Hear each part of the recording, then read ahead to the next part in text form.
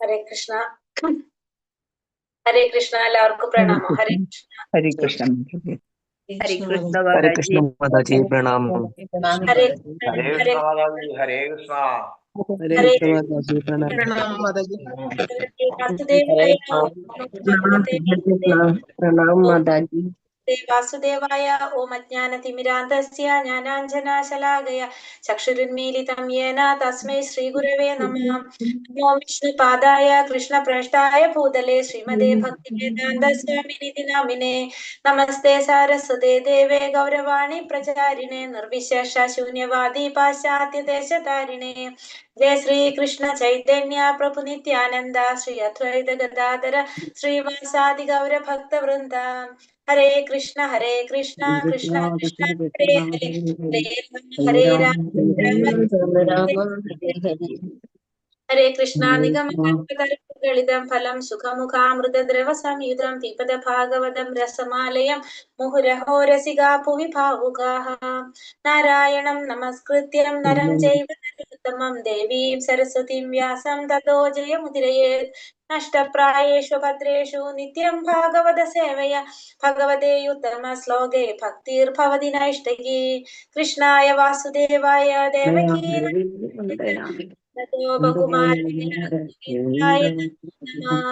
ഹരേ കൃഷ്ണ കൃഷ്ണ കൃഷ്ണ ഹരേ ഹരേ, ഹരേ രാമ രാമ രാമ ഹരേ ഹരേ.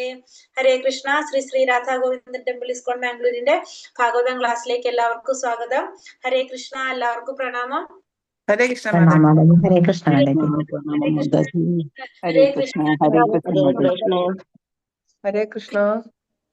ഹരേ കൃഷ്ണ. ഹരേ കൃഷ്ണ. ഹരേ കൃഷ്ണ. എല്ലാവർക്കും പ്രണാമം. ഹരേ കൃഷ്ണ. എല്ലാവർക്കും പ്രണാമം. അപ്പൊ നമ്മള് 7ാമത്തെ അധ്യായം നമ്മുടെ അവസാനിച്ചു. ദ്രോണപുത്ര ശിക്ഷിക്കപ്പെട്ടു. അപ്പൊ ആ അധ്യായത്തിന്റെ ഹരേ കൃഷ്ണ മാതാജി, ആ അധ്യായത്തിന്റെ സമ്മറിയാണ് നമ്മൾ ഇന്ന് നോക്കാൻ പോകുന്നത്. ചെറുതായിട്ട് അതിന്റെ ഒരു രത്ന ചുരുക്കം അല്ലെ. അപ്പൊ നമ്മള് ആദ്യത്തെ 6 അധ്യായം നമ്മൾ ചെയ്തു. ഇപ്പൊ 7ാമത്തെ അധ്യായം. ഹരേ കൃഷ്ണ. 6ാമത്തെ അധ്യായത്തിൽ ലാസ്റ്റ് എന്ത് പറഞ്ഞിട്ടുണ്ട് നിർത്തിണ്ടായിരുന്നത്? ഓർമ്മയുണ്ട് ആർക്കെങ്കിലും? ലാസ്റ്റ് ഭാഗത്തിൽ എന്താ പറഞ്ഞത്? അതായത് വ്യാസമഹർഷിക്ക് അല്ലെ, വ്യാസദേവന് നാരദ മഹർഷി എന്താണ് തന്റെ രചനയിൽ ഉണ്ടായിരുന്ന പോരായ്മ എന്ന് പറഞ്ഞു കൊടുത്തു. അങ്ങനെ പിന്നെ നാരദ മഹർഷിയുടെ പൂർവ്വജന്മത്തെ കുറിച്ചൊക്കെ പറഞ്ഞു കൊടുത്തതിന് ശേഷം നാരദ മഹർഷി എന്താണ് വീണ്ടും ഭഗവാന്റെ നാമരൂപ ഗുണങ്ങളൊക്കെ കീർത്തിക്കാനായിട്ട് പോയി എന്ന് കണ്ടു നമ്മള് അല്ലെ. അതാണ് നമ്മളവിടെ കണ്ടു നിർത്തിയത്. നാരദ മഹർഷി അങ്ങനെ കീർത്തിക്കാനായിട്ട് പോയി എന്ന് പറഞ്ഞിട്ടാണ് നമ്മൾ 6ാമത്തെ അധ്യായം അവസാനിപ്പിച്ചത്. 7ാമത്തെ അധ്യായം തുടങ്ങുന്നത് ശൗനകാദി ഋഷികളുടെ ചോദ്യത്തിലൂടെയാണ് 7ാമത്തെ അധ്യായം സ്റ്റാർട്ട് ചെയ്യുന്നത്. 7ാമത്തെ അധ്യായത്തിൽ തുടങ്ങുന്നത് എങ്ങനെയാണ്? ശൗനക ഋഷി ചോദിക്കുകയാണ്, സൂതഗോസ്വാമിയോട് ചോദിക്കുകയാണ്. അങ്ങനെ നാരദ മഹർഷി പോയി എല്ലാ വേണ്ട കാര്യങ്ങളൊക്കെ ഉപദേശിച്ചു, വ്യാസ മഹർഷിക്ക് വേണ്ട നിർദ്ദേശങ്ങളൊക്കെ കൊടുത്തു.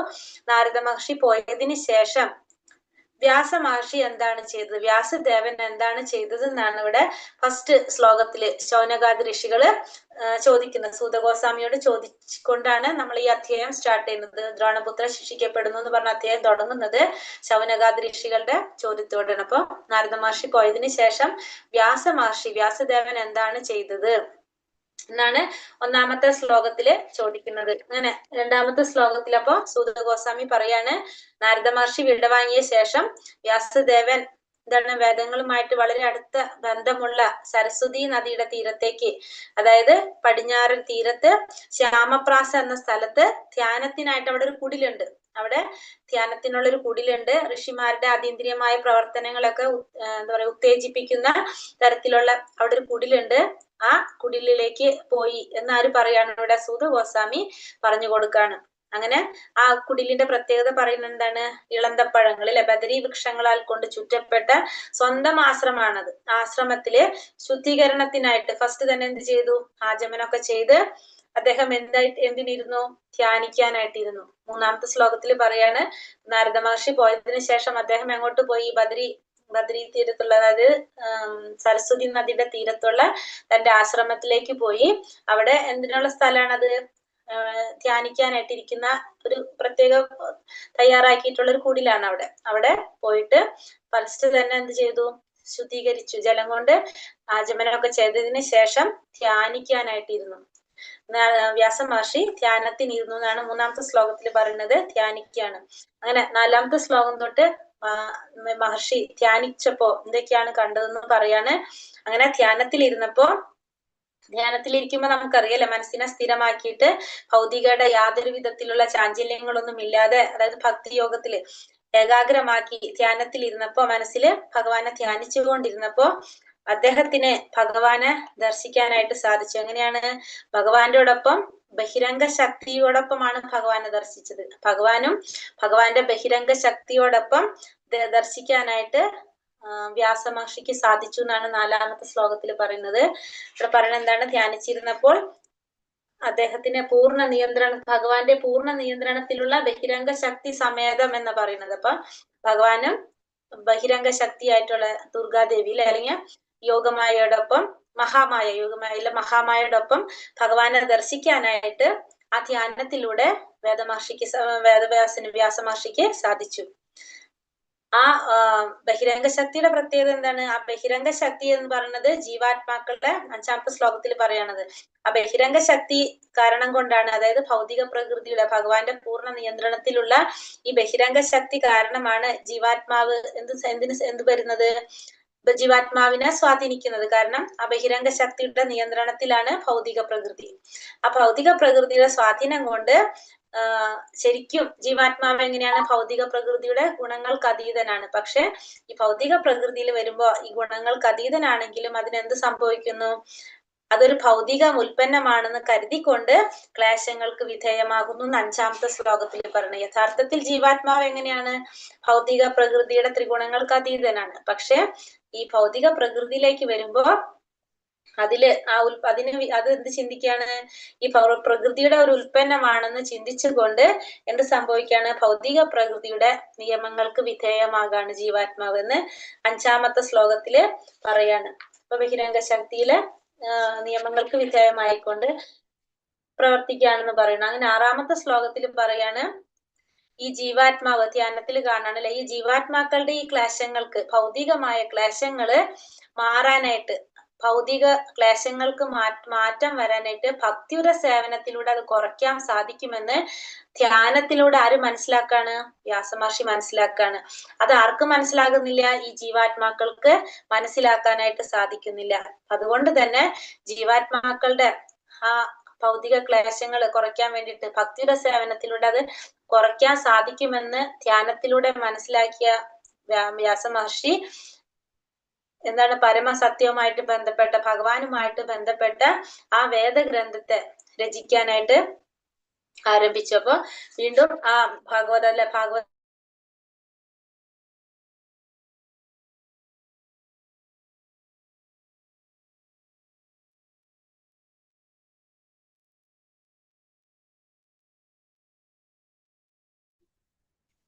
കേൾക്കാൻ പറ്റുന്നില്ല മാതാജി. കേൾക്കാൻ പറ്റുന്നില്ല.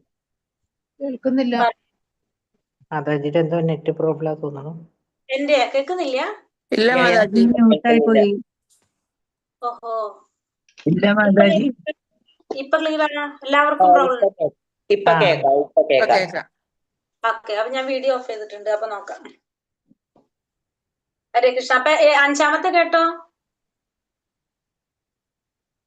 കേട്ടു മാതാജി. ആറാമത്തെ സ്റ്റാർട്ടിങ് കേട്ടു, അത് കഴിഞ്ഞു. പറയൂ.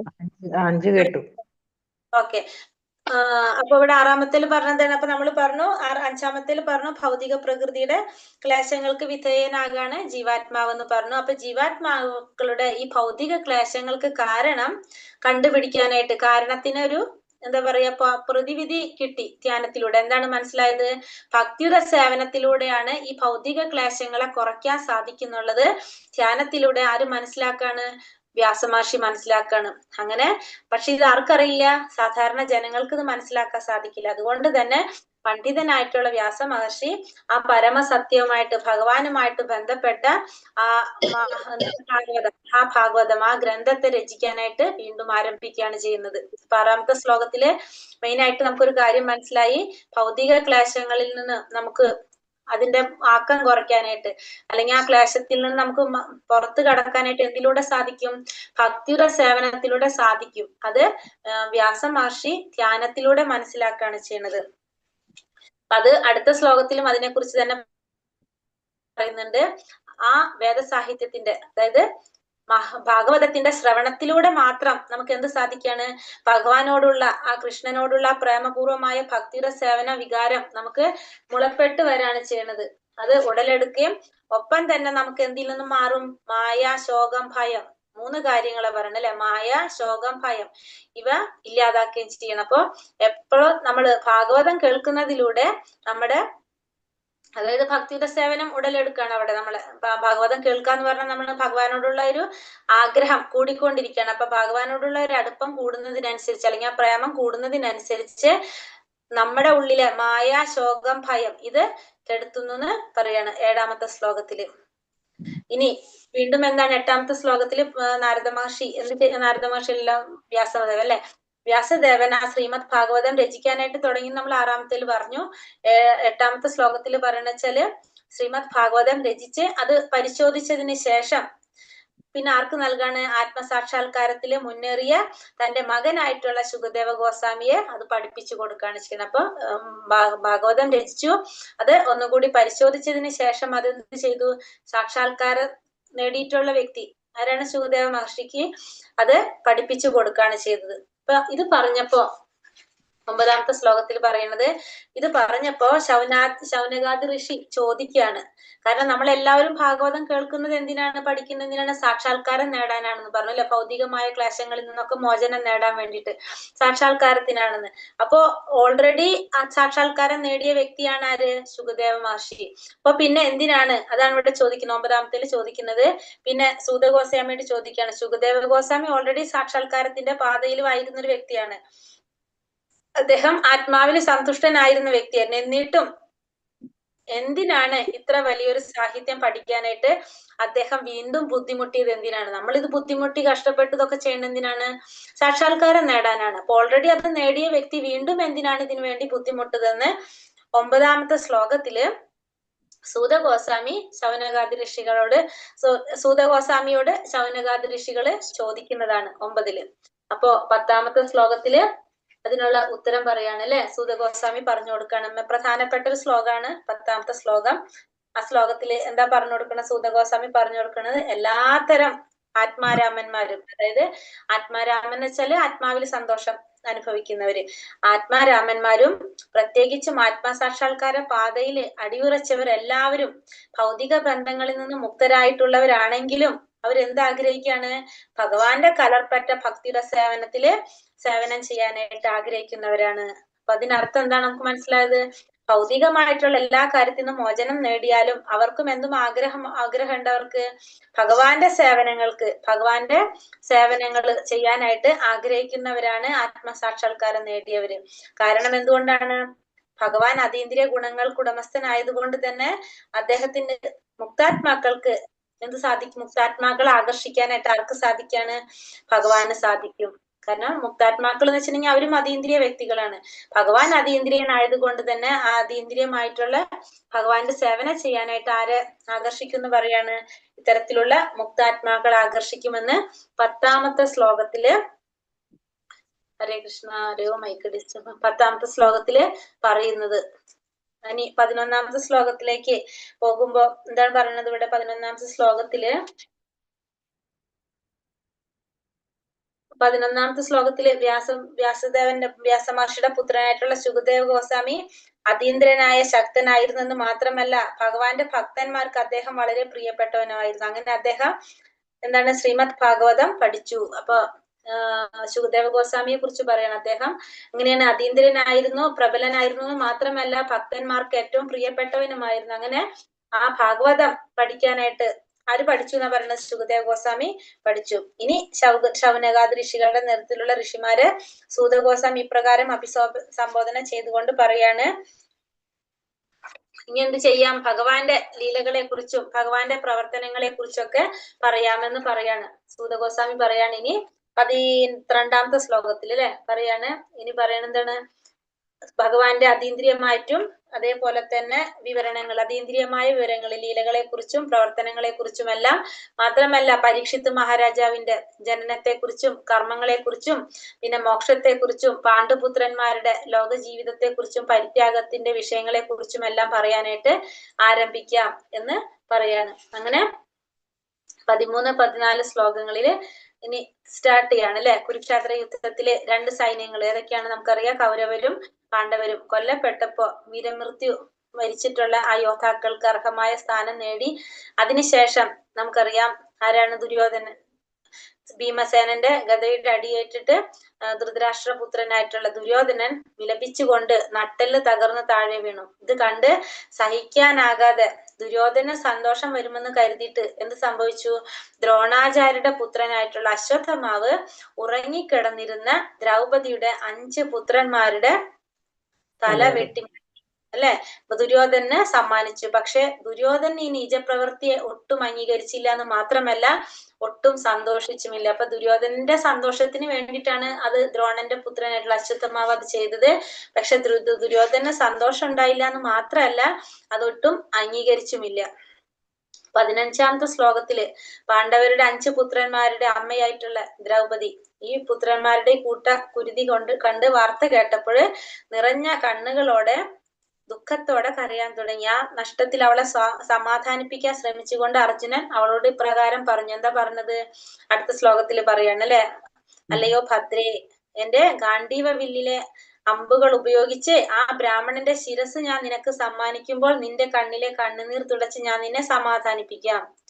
പിന്നെ അതിനുശേഷം എന്താ പറഞ്ഞത്? മൃതദേഹം ദഹിപ്പിച്ച ശേഷം അവന്റെ ശിരസിൽ ചവിട്ടി നിന്ന് നിനക്ക് സ്നാനം ചെയ്യാം. അപ്പൊ അർജുനൻ ആ വിഷമത്തില് ഭാര്യയുടെ വിഷമം കണ്ടിട്ട് പറയുന്നത് എന്താണ്?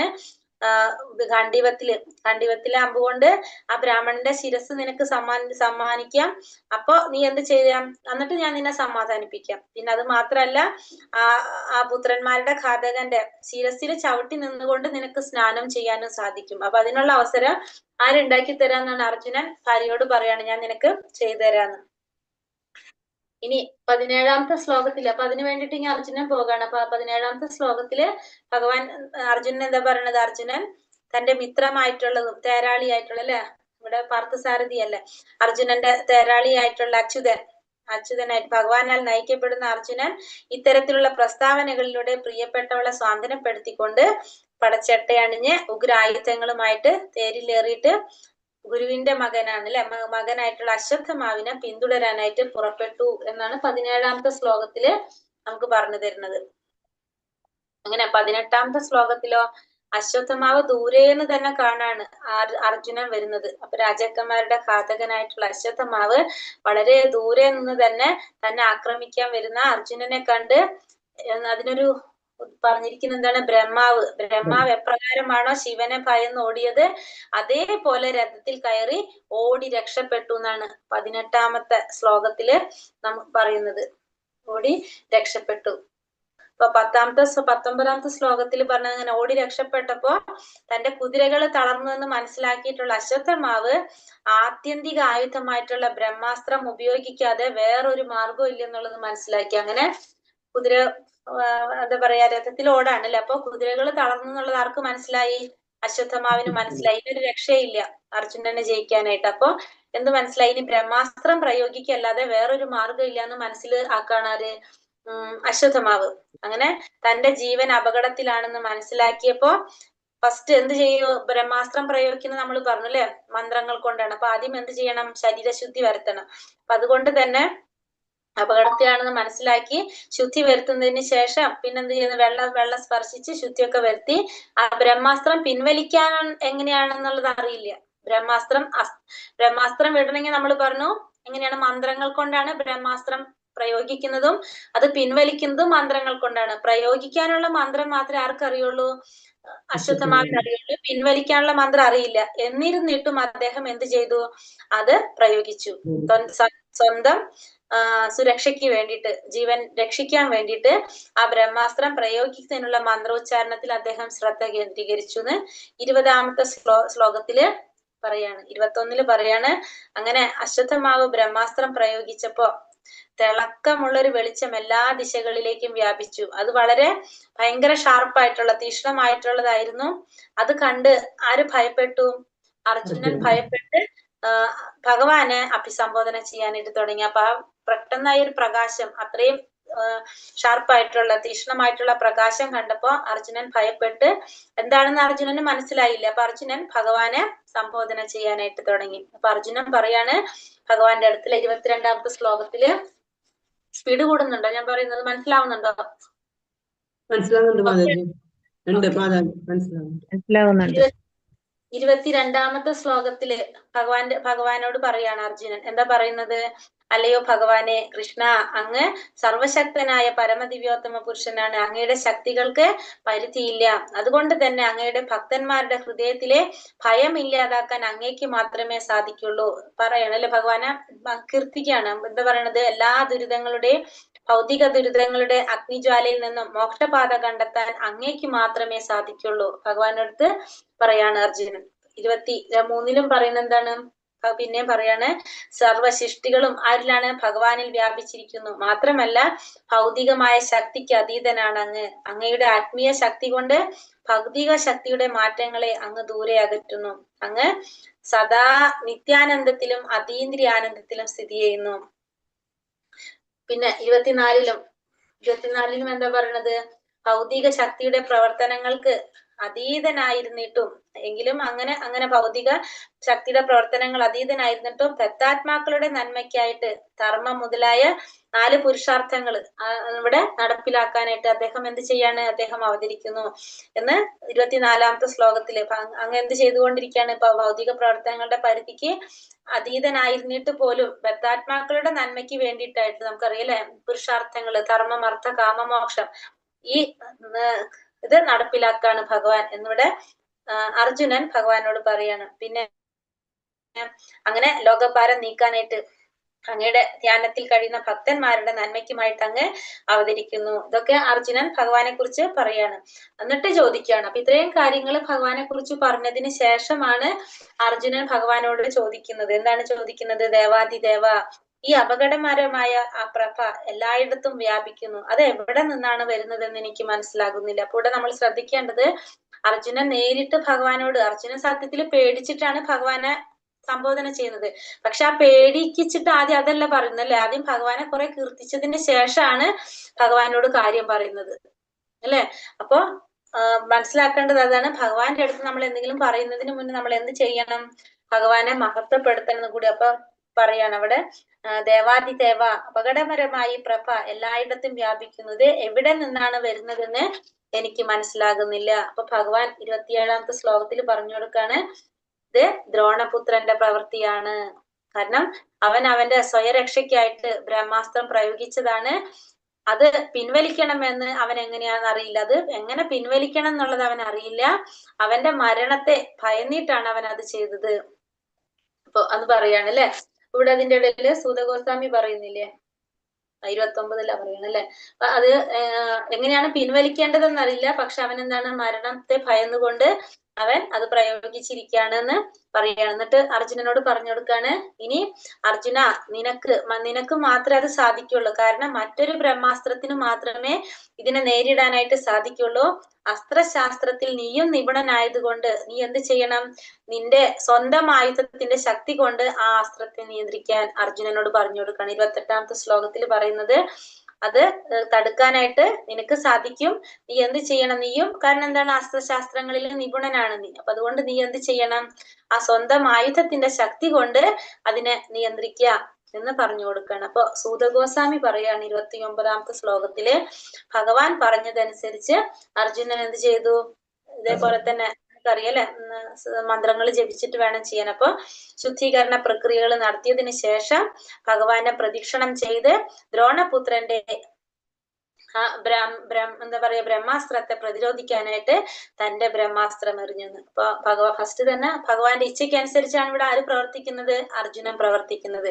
ശുദ്ധീകരണ പ്രവർത്തികളൊക്കെ ചെയ്തതിന് ശേഷം ഫസ്റ്റ് ഭഗവാനെ പ്രദക്ഷിണം ചെയ്തു. അതിനുശേഷമാണ് എന്ത് ചെയ്യുന്നത്? ആ ബ്രഹ്മാസ്ത്രം ദ്രോണാചാര്യരുടെ മകൻ വിട്ട്, അതായത് ആരാണ്? അശ്വത്ഥമാവ് വിട്ട് ആ ബ്രഹ്മാസ്ത്രത്തെ തടുക്കാനായിട്ട് തന്റെ ബ്രഹ്മാസ്ത്രം എറിയുന്നത്.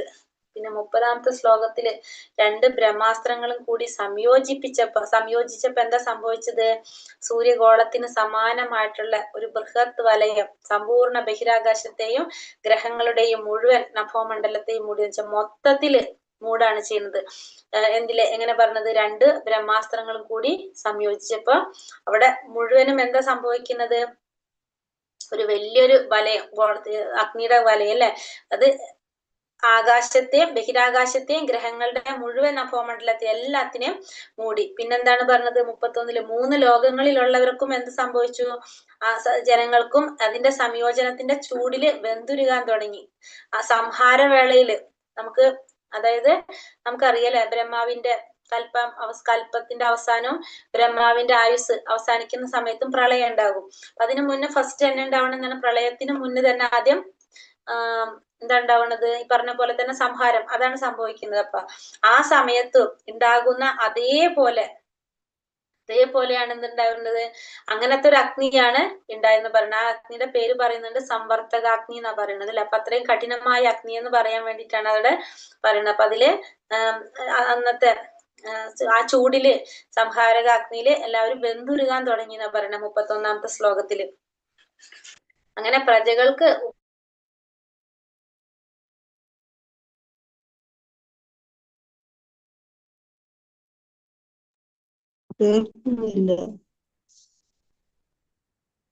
മാതാജി സൗണ്ട് ഇല്ല. സൗണ്ട് പോയല്ലോ. കേൾക്കുന്നില്ല മാതാജി, കേൾക്കുന്നില്ല. ഹരേ കൃഷ്ണ. കേൾക്കുന്നില്ല? ഏതുവരെ കേട്ടു? കുറിച്ച് പറഞ്ഞു. സംവർത്തക ഇത് പറഞ്ഞില്ലേ, അതുവരെയാണ് പറഞ്ഞത്. 31 നെറ്റ് പ്രോബ്ലം. അപ്പൊ നെറ്റ് പ്രോബ്ലം 31ാമത്തെ ശ്ലോകത്തില് 31 തൊട്ട് പറയാം. ശ്ലോകത്തില് സംവർത്തക എന്ന് പറയുന്നവരെ കേട്ടു. ശരി 31ാമത്തെ. അപ്പൊ അതായത് അർജുനൻ എന്ത് ചെയ്യാണ്? ബ്രഹ്മാസ്ത്രം വിട്ടു. ആ 2 ബ്രഹ്മാസ്ത്രം തമ്മിൽ യോജിച്ചപ്പോ സൂര്യഗോളത്തിന് സമാനമായിട്ടുള്ള ആ ഭയങ്കരമായിട്ടുള്ള ഒരു ഗോള രൂപത്തിലല്ലേ, ബൃഹത് വലയം മുഴുവൻ ഗ്രഹങ്ങളെയും നഭോമണ്ഡലത്തിലെയും മൂടുന്ന രീതിയിൽ, ബഹിരാകാശത്തേക്ക് മൂടുന്ന രീതിയിൽ രൂപപ്പെട്ടു. അങ്ങനെ ഈ 3 ലോകങ്ങളിലുള്ള ജനങ്ങൾക്കും അതെന്താ സംഭവിച്ചത്? അതിന്റെ ചൂട് കൊണ്ട്, ഈ ബ്രഹ്മാസ്ത്രം സംയോജിച്ചപ്പോ ഉണ്ടായ ചൂട് കൊണ്ട് 3 ലോകങ്ങളിലുള്ള ജനങ്ങളും വെന്തുരുകാനായിട്ട് തുടങ്ങി. അപ്രകാരമാണ് പറയുന്നത് സംവർത്തക അഗ്നിയോടാണ് അതിന് ഉപമിച്ചിരിക്കുന്നത്. സംഹാരവേളയിൽ ഉണ്ടാകുന്ന അഗ്നി, ആ സംവർത്തക അഗ്നി എന്ന് പറഞ്ഞാല് അത്രയും അതികഠിനമായിട്ടുള്ള ചൂടാണെന്ന് പറയാൻ വേണ്ടിയിട്ട് കാണിക്കുന്നതാണ് ഈ ഒരു വേർഡ് സംവർത്തകം എന്ന് പറയുന്നത്. ഇത്ര ശക്തമായിട്ടുള്ള ഹരേ കൃഷ്ണ. സംവർത്തകം എന്ന് പറഞ്ഞാൽ അങ്ങനെയാണ് ഉദ്ദേശിക്കുന്നത്. മഴയെ കുറിച്ചും പറയാറില്ല സംവർത്തകം എന്ന് പറഞ്ഞിട്ട്. അത് തന്നെയാണ് ഇവിടെ പറയുന്നത്. 33ാമത്തെ ശ്ലോകത്തില് അങ്ങനെ ബ്രഹ്മാസ്ത്രങ്ങൾ രണ്ടും ഇട്ടു. അങ്ങനെ അഗ്നിയിൽ പറഞ്ഞു അങ്ങനെ പിടിച്ചു അല്ലെ. ഇച്ഛാനുസരണം ബ്രഹ്മാസ്ത്രങ്ങൾ ഉടനെ പിൻവലിക്കാനായിട്ട് അവർക്ക് സാധിച്ചു. ഭഗവാന്റെ ഇച്ഛയ്ക്ക് അനുസരിച്ചാണ് അർജുനൻ പ്രവർത്തിച്ചത് അല്ലെ.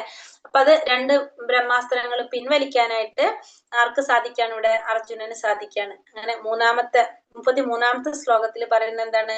ഇരു താമ്രഗോളങ്ങളെ പോലെ ദേഷ്യം കൊണ്ട് ചുവന്ന് ജ്വലിക്കുന്ന നേത്രങ്ങളോട് കൂടിയ അർജുനൻ ഗൗതമി പുത്രനായിട്ടുള്ള അശ്വത്ഥമാവിനെ സാമർഥ്യപൂർവ്വം പിടികൂടി ഒരു മൃഗത്തെ പോലെ കയറുകൊണ്ട് ബന്ധിച്ചു. എന്നിട്ട് അർജുനൻ എന്ത് ചെയ്തു? അസ്ത്രങ്ങൾ പിൻവലിച്ചു. അതിനുശേഷം തന്ത്രത്തിൽ ആരെ പിടിച്ചു? അശ്വത്ഥമാവിനെ പിടികൂടി ഒരു മൃഗത്തെ പോലെ കയറുകൊണ്ട് ബന്ധിച്ചു എന്ന് പറയാണ്. അപ്പൊ അശ്വത്ഥമാവ് നമുക്കറിയാലോ ബ്രാഹ്മണനാണ്. എന്നിട്ട് ആ ബ്രാഹ്മണൻ എങ്ങനെ പിടിച്ചു എന്നാ പറയുന്നത്? മൃഗത്തെ പോലെ ബന്ധിച്ചു എന്നാ പറയുന്നത് ഇവിടെ. അങ്ങനെ അശ്വത്ഥമാവിനെ ബന്ധിച്ച ശേഷം അർജുനൻ അദ്ദേഹത്തെ എങ്ങോട്ട് കൊണ്ടുപോവാണ്? ദ്രൗപദിയുടെ അടുത്തേക്ക്, സൈനിക കൂടാരത്തിലേക്ക് കൊണ്ടു ചെല്ലാനായിട്ട് ആഗ്രഹിച്ചു. അപ്പോ ഭഗവാൻ അർജുനനോട് പറയാണ് അവിടെ ഫസ്റ്റ് എന്ത് ചെയ്തു? പിടിച്ച് ഇനി എത്രയും വേഗം അർജുനന് ആരുടെ അടുത്തേക്ക് എത്തിക്കണം? ദ്രൗപദിയുടെ അടുത്ത് എത്തിക്കണം. കാരണം ദ്രൗപദിക്ക് വാക്ക് കൊടുത്തതാണ് അല്ലെ. അപ്പൊ ഭഗവാൻ ഇവിടെ പറയുന്നത് എന്താണ്? ഭഗവാൻ പറയാണ്, അർജുനനോട് പറയാണ് ഭഗവാൻ എന്താണ്? 35ാമത്തെ ശ്ലോകത്തിൽ പറയണത്, നിദ്രയിലായിരുന്ന 5 മക്കളെ, നിരപരാധികളായിട്ടുള്ള ബാലന്മാരെ വധിച്ചവനായതുകൊണ്ട്, ഇവൻ ബ്രാഹ്മണ ബന്ധുവായതുകൊണ്ട് ഇവനെ മോചിപ്പിച്ചുകൊണ്ട് നീ എന്ത് ചെയ്യരുത്? ദയ കാണിക്കരുത്. ഇവനെ ഇവിടെ ബ്രാഹ്മണ ബന്ധു എന്നാണ് വിശേഷിപ്പിച്ചിട്ടുള്ളത്. ബ്രാഹ്മണ ബന്ധു എന്ന് വെച്ചാൽ നമുക്കറിയാം, ബ്രാഹ്മണ കുലത്തിൽ ജന്മം എടുത്തിട്ടും അതിന്റെ മഹിമ ഇല്ലെങ്കിൽ, അത് കാണിക്കുന്നില്ല, അതിനുള്ള യോഗ്യത ഇല്ലാത്തവരെ നമ്മൾ എന്ത് പറയും? ബ്രാഹ്മണ ബന്ധു എന്നാണ് പറയുന്നത്. അപ്പൊ ഭഗവാൻ ഇവിടെ അർജുനോട് പറയണം, നീ ഒരിക്കലും ഇവനോട് ദയ കാണിക്കരുത്. കാരണം ഇവൻ എങ്ങനെയാണ്? ബാലഹത്യ ചെയ്തവനാണ് ഇവൻ. ഉറങ്ങിക്കിടന്നിരുന്ന കുട്ടികളെ വധിച്ചവനാണ്, ബാലഹത്യ ചെയ്തവനാണ്. അതുകൊണ്ട് ഇവനെ നീ മോചിപ്പിച്ചിട്ട് ദയ കാണിക്കാൻ പാടില്ല എന്ന് 35ാമത്തെ ശ്ലോകത്തില് ഭഗവാൻ അർജുനനോട് പറയാണ്. ഹരേ കൃഷ്ണ. ഇവിടെ നിർത്തട്ടെ, എന്തായാലും കംപ്ലീറ്റ് ചെയ്യാൻ പറ്റില്ലല്ലോ അല്ലേ? ഹരേ കൃഷ്ണ മാതാജി. അതെ മാതാജി. ഹരേ കൃഷ്ണ മാതാജി. ശരി മാതാജി. ഹരേ കൃഷ്ണ. കൽപതരൂപേശ സിന്ധോഭ്യേവ ച പതിതാനാം പാവനേഭ്യോ വൈഷ്ണവേഭ്യോ നമോ നമഃ. अनंत कोटि वैष्णव वृंद की जय, श्रील प्रभुपाद की जय, गुरुदेव की जय, निताय गौर ब्रह्मानंदे हरि हरि बोल. ഹരി ഹരി ബോൽ. ഹരേ ഹരേ കൃഷ്ണ കൃഷ്ണ. മാതാജി. ഹരേ കൃഷ്ണ മാതാജി. ഹരേ കൃഷ്ണ പ്രഭുജി. ഹരേ കൃഷ്ണ മാതാജി. ഹരേ കൃഷ്ണ. ഹരേ കൃഷ്ണ മാതാജി. कृष्ण ब्रह्मास्त्रो മാതാജി. മാതാജി. हरे कृष्ण. ഹരേ കൃഷ്ണ മാതാജി. ഞാൻ ഇതിൽ ഈ ലിങ്കിൽ തന്നെ നിക്കട്ടെ അടുത്ത ക്ലാസ് കേൾക്കാനായിട്ട്. ഹരേ കൃഷ്ണ മാതാജി. ഒരു കാര്യം ചോദിച്ചോട്ടെ, ഈ ബ്രഹ്മാസ്ത്രവും നമ്മൾ പറയുന്ന അണ്വായുധങ്ങൾ ഉണ്ടല്ലോ, അതും തമ്മിൽ ഒരു കമ്പാരിസൺ ഇവിടെ ശ്രീല പ്രഭുപാദർ ഭാവാർത്ഥത്തിൽ നടത്തിയിട്ടുണ്ട്. അതെന്താന്ന് മനസ്സിലായി? എല്ലാവർക്കും ഓർമ്മയുണ്ടോ? ബ്രഹ്മാസ്ത്രവും അണ്വായുധവും തമ്മിലുള്ള വ്യത്യാസം? അണ്വായുധത്തിനേക്കാൾ അതീതമാണ് ബ്രഹ്മാസ്ത്രം മന്ത്രങ്ങൾ കൊണ്ടുവിടാം, മറ്റേത് കൈ കൊണ്ട് നിർമ്മിച്ചാണ്. അണ്വായുധം സ്ഥൂലമായിട്ടുള്ളതും മണ്ഡലമായിട്ടുള്ളതാണ്. അതിന്റെ ഒരു വ്യത്യാസം കൂടി ഉണ്ട് പ്രധാനപ്പെട്ട. ബ്രഹ്മാസ്ത്രം മനുഷ്യനാൽ നിർമ്മിച്ചതാണ്. നശിക്കുകയുള്ളൂ. എന്ത്? നമ്മളുടെ ഈ അണുവായുധം കൊണ്ട് അണ്വായുധങ്ങൾ മനുഷ്യനാൽ ഒരു ലോകം നിർമ്മിച്ചതാണ്. നശിക്കുകയുള്ളൂ. ബ്രഹ്മാസ്ത്രം കൊണ്ട് പ്രപഞ്ചം മുഴുവനും നശിക്കാൻ വേണ്ടി. അല്ല, വേറെന്തെങ്കിലും? ഇതിൽ ആരെയാണോ ഉദ്ദേശിച്ച് ആ അസ്ത്രം അയക്കുന്നത് ആ ആളിനെ മാത്രമേ അത് ബാധിക്കുകയുള്ളൂ എന്ന്, അങ്ങനെയാണോ?